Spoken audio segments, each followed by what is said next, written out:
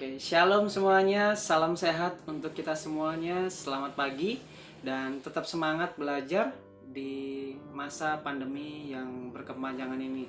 Dan biarlah kita pada hari ini memulai dengan berdoa sebelum kita masuk di materi kita selanjutnya. Mari kita satu di dalam doa. Terima kasih Tuhan untuk pagi hari ini. Kami bersyukur karena Tuhan senantiasa pelihara kami, Tuhan senantiasa memberi kami kekuatan dan kesehatan. Dan biarlah kami memulai pelajaran kami atau materi kami pada hari ini, Tuhan berkati dan Tuhan sertai dari awal, pertengahan hingga akhir.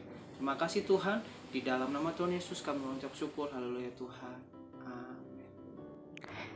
Hari ini Mr. Hari akan membahas di poin yang ke-B, melanjutkan di bab yang ke-6, yaitu poin B-nya bentuk-bentuk semangat dan komitmen kebangsaan yang ditunjukkan pendiri negara. Kemarin kita belajar di poin yang ke-A, di mana kita tahu baik Muhammad Hatta dan Insinyur Soekarno adalah salah satu tokoh di mana mereka memperjuangkan kemerdekaan bangsa Indonesia.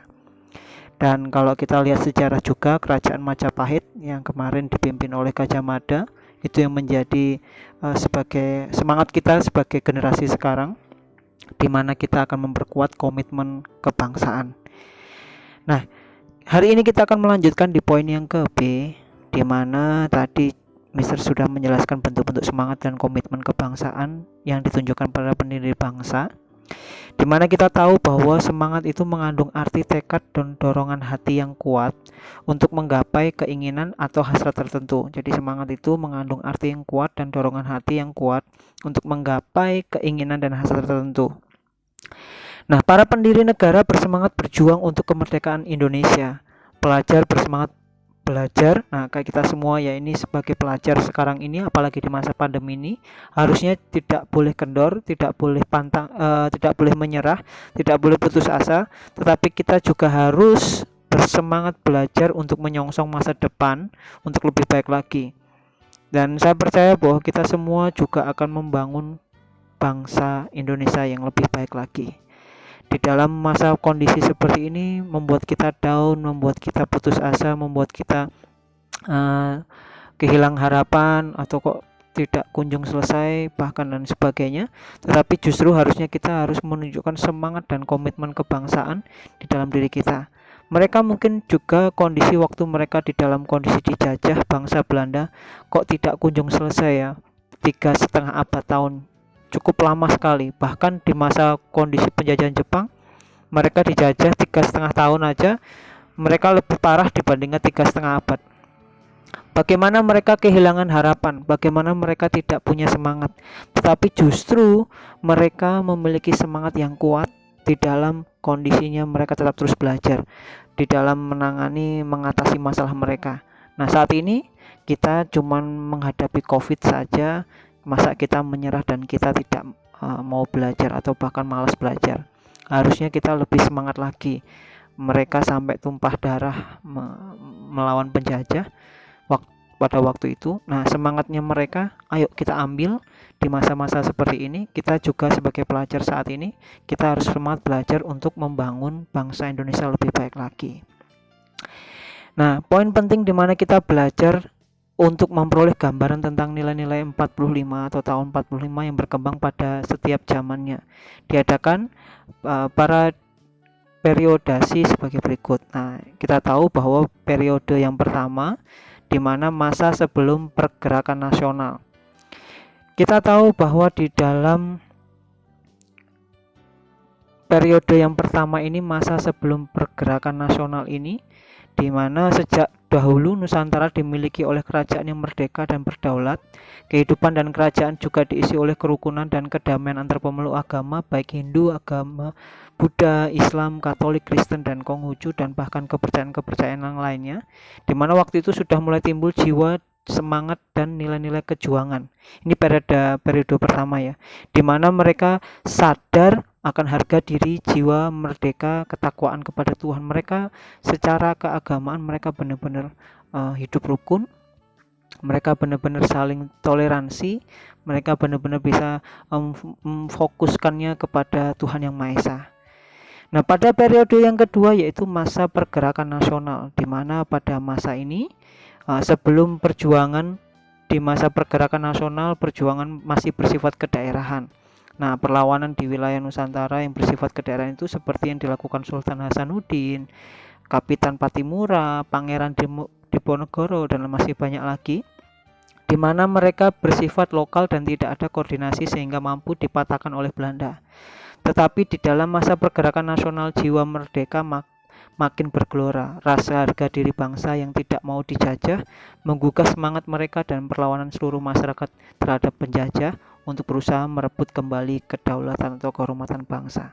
Mereka mungkin masih jadul, ibaratnya seperti itu. Tetapi pada periode 2 ini, masa pergerakan nasional ini, walaupun masih kedaerahan, walaupun masih kuno, tetapi semangat mereka melawan penjajah pada waktu itu benar-benar bisa membawa suatu kemenangan dan kesatuan perjuangan. Mereka sama-sama tidak memikirkan suku, ras, dan agama, dan lain sebagainya. Mereka benar-benar berjuang untuk lebih baik lagi. Nah, kita tahu di periode yang ketiga, masa proklamasi dan perperangan kemerdekaan. Nah, pada tanggal 17 Agustus 1945, bangsa Indonesia ini memproklamasikan kemerdekaan.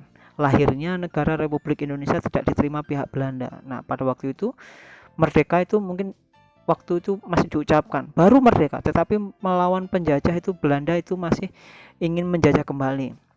Mereka tidak menerima dengan kondisi Indonesia merdeka. Nah, dari situlah perjuangan atau pergerakan semangat juang masa proklamasi dan perang kemerdekaan.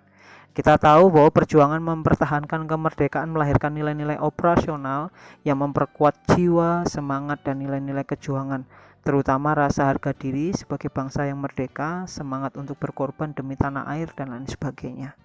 Nah, perjuangan ini benar-benar menunjukkan di mana semangat dan nilai 45 di dalam diri mereka. Masa proklamasi dan peperangan kemerdekaan ketika bangsa Belanda ingin menjajah kembali.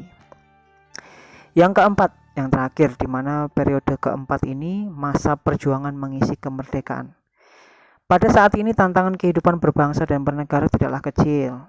Tantangan menjadi keutuhan dan kejayaan bangsa dapat datang dari dalam dan dari luar sampai sekarang ini, seperti malas belajar, malas dan sebagainya, korupsi, pemberontakan, krisis ekonomi merupakan tantangan yang berasal dari dalam dan harus dihadapi oleh seluruh anggota masyarakat.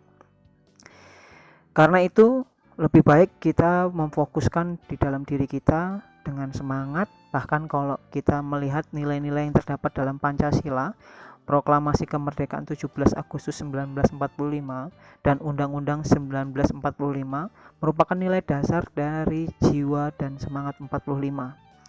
Kita tahu bahwa tujuan pembukaan itu ada 17 yang kita tahu di halaman 138 sampai 139. Di situ ada ketakwaan. Pertama, ini penting ya, ketakwaan kepada Tuhan, baik agama Kristen, Katolik, Islam, Hindu, Buddha, Konghucu. Fokus kita adalah ketakwaan kepada Tuhan. Yuk, mari sama-sama, apalagi di masa pandemi seperti ini, mari kita berdoa menyatukan hati dan pikiran kita untuk kepada Tuhan, supaya bangsa kita dipulihkan, bahkan diri kita, ekonomi kita, bahkan kehidupan kita dipulihkan sama Tuhan. Ini poin penting, semangat untuk mendorong kita lebih baik lagi, menjadi generasi-generasi yang lebih baik lagi. Yang kedua pasti jiwa dan semangat merdeka, nasionalisme, patriotisme, dan lain sebagainya. Sampai yang ke-17 kita tahu ada disiplin, ada ulet dan tabah menghadapi segala macam ancaman, tantangan, hambatan. Jangan sampai kita masih punya masalah cengeng, kita punya masalah ngambek dan lain sebagainya. Harusnya kita harus lebih lagi semangat, disiplin tinggi, ulet, tabah, kepahlawanan, sepiin pamreh rame ing gawe. Maksudnya benar-benar kita melakukan segala sesuatu dengan ikhlas, dengan tulus, tanpa mengharapkan sesuatu imbalan dan lain sebagainya. Percaya pada diri sendiri atau kepercayaan kepada kekuatan dan kemampuan, dan masih banyak lagi di 17 ini. Karena itu semangatlah di dalam kehidupan kita, di mana kita belajar bentuk-bentuk semangat dan komitmen kebangsaan yang ditunjukkan para pendiri negara pada zaman dulu hingga sampai 45 dan bahkan sampai sekarang ini. Ayo kita sekarang ini harus lebih baik lagi dan lebih maju lagi. Biarlah di bab poin yang ke B ini kita dapat belajar lebih banyak lagi, di mana kita berkomitmen untuk memperkuat kebangsaan, komitmen kebangsaan kita. Itu saja yang Mister bisa sampaikan di poin B. Tuhan Yesus memberkati. Nah, kita tadi sudah menyelesaikan materi kita pada hari ini. Alangkah baiknya juga kita akan akhiri pelajaran kita pada hari ini. Biarlah Tuhan senantiasa memberi kita kekuatan dan kesehatan. Mari kita satu di dalam doa. Terima kasih Tuhan untuk hari ini, di mana kami sudah menyelesaikan materi kami pada hari ini. Tuhan sertai kami, Tuhan berkati kami, Tuhan berikan kami kekuatan dan kesehatan, supaya apa yang kami pelajari di hari ini, dari awal, pertengahan hingga akhir tadi, biarlah kami berguna buat kami dan kami dapat mengaplikasikan dalam kehidupan kami setiap hari. Terima kasih Tuhan, di dalam nama Tuhan Yesus, haleluya Tuhan, amin. Sekali lagi tetap semangat, tetap jaga kesehatan.